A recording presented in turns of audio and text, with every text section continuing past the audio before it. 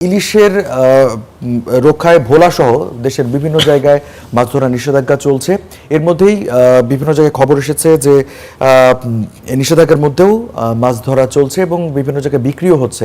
এ বিষয়ে আরও খবর জানাতে ভোলা থেকে আমাদের সাথে সহকর্মী আদিল হোসেন তপু যুক্ত হয়েছেন এবং তপুর মাধ্যমে জেনে নিতে চাইব, তপু, নিষেধাজ্ঞার মধ্যে মাছ ধরা কিভাবে চলছে, প্রশাসনের নজরদারি কতটা রয়েছে, আবার মাছ বিক্রি হচ্ছে নিশ্চয়ই খোলা বাজারেই বিক্রি হচ্ছে, সেগুলো নিয়ন্ত্রণের পদক্ষেপগুলো কি কি নেওয়া হচ্ছে?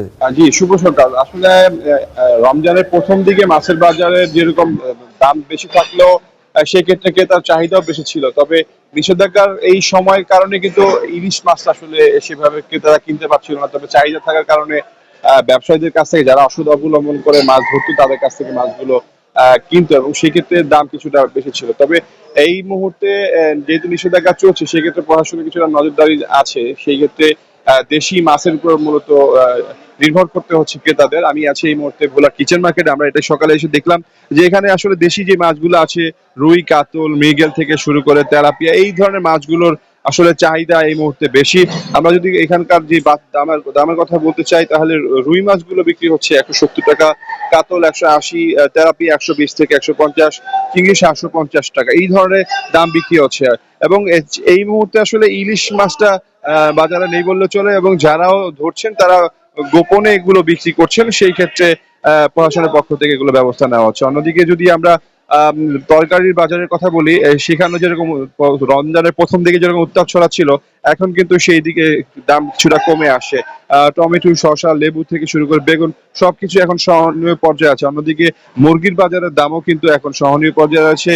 ব্রয়লার থেকে শুরু করে সোনালী সবকিছুই 20 টাকা দাম কমে আসে বলে এখানকার ব্যবসায়ীরা জানিয়েছে এবং ক্রেতারা বলছেন যদি বাজারটি মনিটরিং করা হতো তাহলে হয়তো পুরো রমজান মাস জুড়ে কিন্তু তারা একটা স্থিতিশীল পর্যায়ে তাদের দামটা কিনতে পারতেন, কিন্তু সেই ক্ষেত্রে সেই বাজার মনিটরিং কে তারা দোষেন। অন্যদিকে সামনে যেহেতু ঈদ আসছে সেই ক্ষেত্রে এই মুহূর্তে যে মশলার দাম সহ বিভিন্ন দাম কিছুটা চড়ার দিকে রয়েছে বলে ক্রেতারা জানিয়েছেন এবং সেই জায়গাটিতে তারা মনিটরিং বাড়তির দাবি জানিয়েছেন।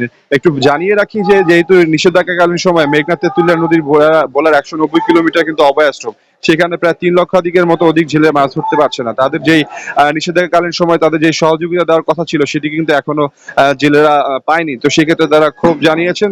তারা বলছেন যদি এইভাবে চলতে থাকে তাহলে হয়তোবা তারা বাধ্য হয়ে নিষেধাজ্ঞা অমান্য করে মাছ ধরবেন, তখন তাহলে হয়তোবা এই নিষেধাজ্ঞা যে লক্ষ্য উদ্দেশ্য নিয়ে আসলে দেওয়া সেটি আসলে পূরণে ব্যর্থ হবেন। তখন ইলিশের যেই উৎপাদন বৃদ্ধির জন্য সেটি আসলে ব্যাঘাত ঘটবে বলে জানিয়েছেন। তো সেই ক্ষেত্রে তারা দাবি জানিয়ে আসেন যে যাদের সহযোগিতার যেন ঈদের আগে দেওয়া হয়। তো সব মিলে বলা যায় যে ভোলার বাজারে সকল কিছুই এখন স্থিতিশীল পর্যায়ে আছে এবং ঈদকে সামনে রেখে যদি এটি আরো মনিটরিং বাড়ানো যায় তাহলে হয়তো ক্রেতারা স্বাচ্ছন্দ্যে তাদের পছন্দের পণ্যগুলো কিনতে পারবে। ভোলার বাজার থেকে এই ছিল আমার কাছে সর্বশেষ। নিশ্চয়ই তপু, আপনাকে ধন্যবাদ।